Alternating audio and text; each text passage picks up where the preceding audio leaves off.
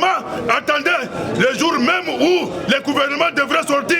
C'est quelque chose de spirituel que les gens ne comprennent pas, Seigneur. Vraiment, nous te disons, vraiment, éclat et remerciement, Jésus-Christ de Nazareth, en demandant aussi, Seigneur, que ce gouvernement puisse travailler en fonction de la vision du chef de l'État, Seigneur, pour que le peuple congolais, Seigneur, se retrouve à tous égards.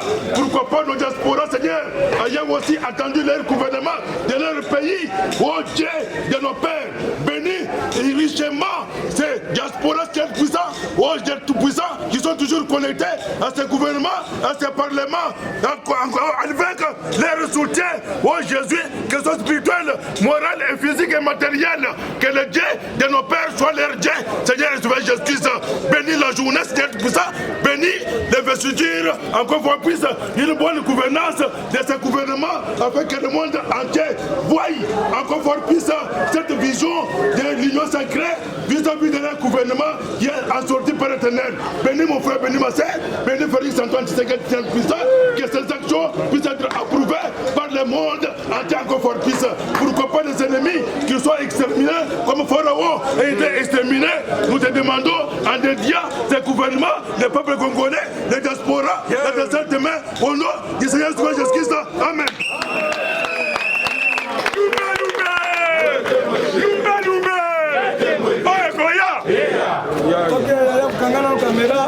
Niveau à Libanda, même dans salité voire même bassaché. Diliko, et qu'il licolo, salité nyos, bakomboli yango, bazu yango, papa. Na bisibino que avant sortir gouvernement, boule noki, na kacha cité de l'œil à Makas. Makambo na zolo ba ezalu kutate. Bota la makambo nyos en chef de l'État.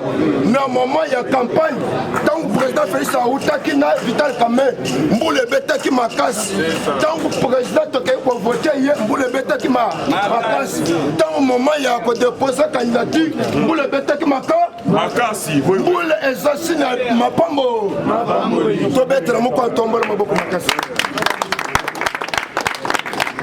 Ndana yango bauti komona mbule beta ki mkola lobi pona ko lebisa bino ke gouvernement o ezabe béni ezabe béni UDPS viva ministre de défense azabi ya biso ministre de justice azabi ya biso oyo papa ki Simon Kimbangu atindeli ngai elembo ya mboka ça cadeau parce que na kwaki trophée yango cadeau atindeli ngai pa Simon Kimbangu.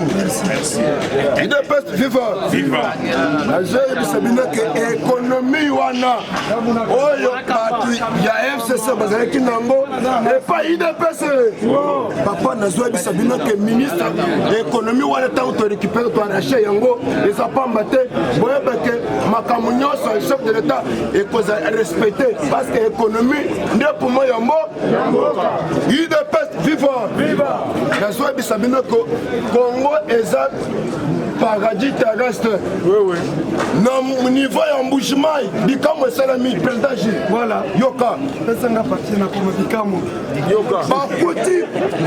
Bakuti cuivre et puis bana bazosaka na cuivre bayebi utilité ya cuivre wana tena niveau ya mbushimai. Et puis 117 millions de tonnes au bakuti na niveau ya mbushimai et puis bana bazosaka na cuivre wana à part diamant. De découvrir cuivre. Chers combattants, nous avons dit que le Congo est un paradis. Oui. Papa, par jour, 1500 carats de diamants. Selon sommation, il n'y a pas de diamants qui sont découvrir 30 millions de 30 000 carats de diamants. Tout mettre mon compte. D'abord, moi, balobi ke makambo boy kaka na ba économique kaka boy moko tombo ya le pouvoir makambo ya semaine papa c'est depuis samedi ouais balongola ki vice gouverneur ya ville province de Kinshasa a tozolo ba cour conseiller ba uti conseil ça y est en beta maboko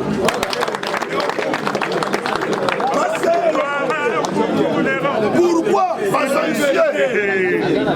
j'ai tenu na pasteur côté basali kopa na bango wana nini parce que a dévoilé ba secret na bango ba mabe na bango nde omoni bazwi motema mabe pour kolongola ye ah na so disabino ke ba utuko zangisa ye UDPS viva à bientôt IGF na ekale yebe et pas Coco fongola porte Coco fongola porte si j'ai fait aïe Coco fongola porte IGF aïe papa 43 millions o ezaki viré na compte ya Olivele à bientôt mukamatanda donc somone IGF bazokenda cher combattant pour kokanga 43 millions wana et puis manda UDPS viva c'est depuis vendredi cour de cassation pour créer la cour de cassation à saisir président ya Sénat parce que ezaki na détournement il y a Alexis Tambwa il fallait appeler ce biseau 2 millions d'euros. Il fallait appeler ce biseau 1 million de dollars américains.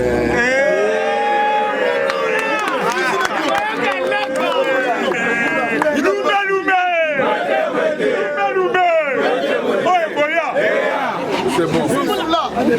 Et Senghel a fait ce biseau 2 millions d'euros. Après ce biseau. Et Senghel a fait ce biseau 1 million de dollars américains. Papa, nous avons dit que nous avons dit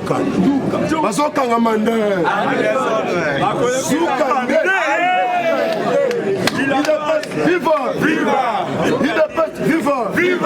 D'abord, moi, je vais saisir le président il y a Sénat. Pourquoi essayer les militaires il y a Alexis Tamba Wama. UDPS viva. Est-ce que na kati liste gouverneur boyoki kombo ya boyoki kombo ya o Nyamukabu boyoki kombo ya o Wakanyini boyoki yango wana kombo ezakaka kombo ya mokuse mais kombo ezozwa alphabétique mobimba nomaye yebe betela moko tombolo mo mayo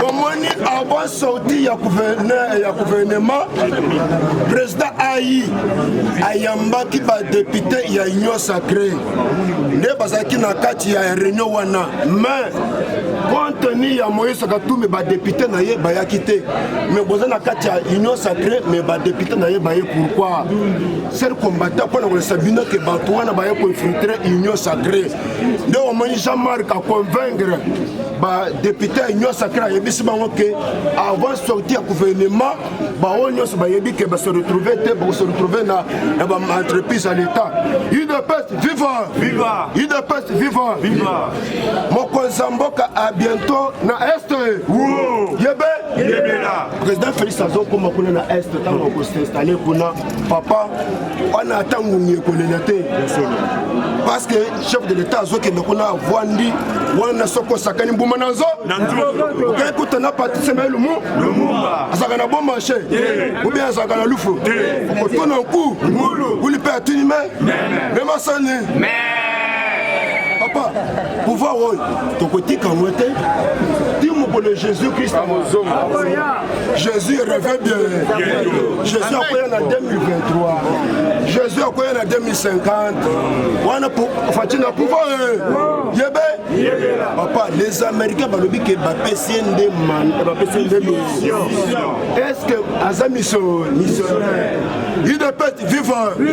Les soins qui sont bien déjà président Yakour pour cela Zobima. Le bon monarchie 9 juges et pas Fatier. Baye papa Nabiso. Le connaît déjà mandat ya président ya Kalaisili. Boya Baké et Zobi mandat président Zobi mandat. Il ne peut être vivant.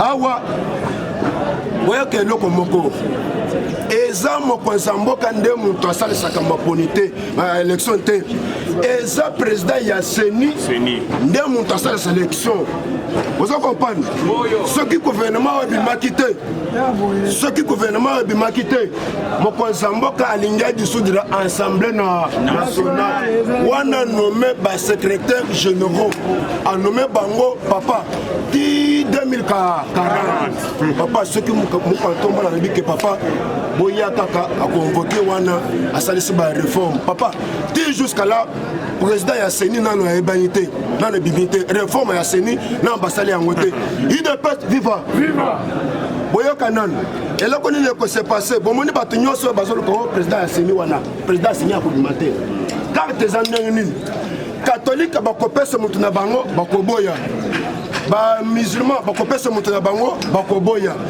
voir même ba église nyonso bakopesa mutu na bango basali bakoboya ope bakolobake lokola boya biso pe to boya ya bino eloko nini ko se passer en tant qu'arbitre en tant que commandant suprême à cause bato na yo en tant que chef de depuis que bino nyonso boy échoué chef de l'état azui mbala moko alobi ko kobanda lelo maponami ko sala ma déjà na ministre ya intérieur to betela mo mai maboko makasi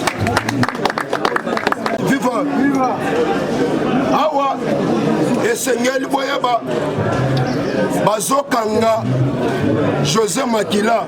Pourquoi José Makila a zimbongo belé ya l'état? Parce que à bientôt boyeba que José Makila bazokanga ye pourquoi? Parce que ayibaki mbongo et belé ya l'état. Papa, à bientôt José Makila mokamatande. Papa, bato bazolo baro Félix Assalinine. Félix Assalinine papa. Yo zolo ka Félix Assalinine bino kisi ya sida. Pour on ma que Félix Assalinine. Il est vivant. Il est vivant. La joie de Sabina que Makambo président Félix Aouchiko Sala attend monde mobimba bazone de maye atabino a besoin de maïté. Il est vivant. Awa pona chité. Et donc la montouya bosambe la pona chef de l'état. Combat na necessité. Combat ezali parce que boyeba que Vital Kamel Moïse Katumbi na Kabila na bato ba champion Mbemba wana bazala likopa na bango pona nini bazana agenda caché ozo mona. Merci beaucoup, merci. Pona chité merci. Bazana agenda na bango ezanini poste na bango ezana 2023 ba chancelier chef de l'état face na bango basanga na bango nyonso bastenir Moïse Katumbi ne agenda bazana ngo na CC bo tu komona mukona samedi Moïse Katumbi asengaki ebonga ya nani coordination ya la muka Martin Fayila boy apimelier apesi mozito alobi ke bino banda bokenda na kati ya union sacrée bobenga kabiso te bolobeka makambo na biso te boyoko sala ni de omoni papa na zo bisabine ke bato wana baza même moral il de peste vivant awa toza na boulevard poids lourd entrée Ndolo numéro 37 awa tozoteka ba produits alimentaires en gros et en détail na prix à le peuple d'abord maison les greniers prix à moins cher Fachi Béton Tolia Totonda bana Congo bana mikili monde entier mobimba ba oyo balinga kolanda yo kaso tala mokili moni ozo ka te moins loko ezali donc chez papa Laurent na maison les greniers na mama na nous okokoma wana so komi okomona ba prix oya ba biloko même niveau ya Bruxelles. Donc produit wana ezaka toujours na Bruxelles pour en désordre kende kuna yo moko missionnaire témoin ko vanda te pour ça na pembeni oko vivre qui vivra verra tango ko koma yo ko comprendre que te masole za lindenge nini kolia kotonda nyata borto Fachibe.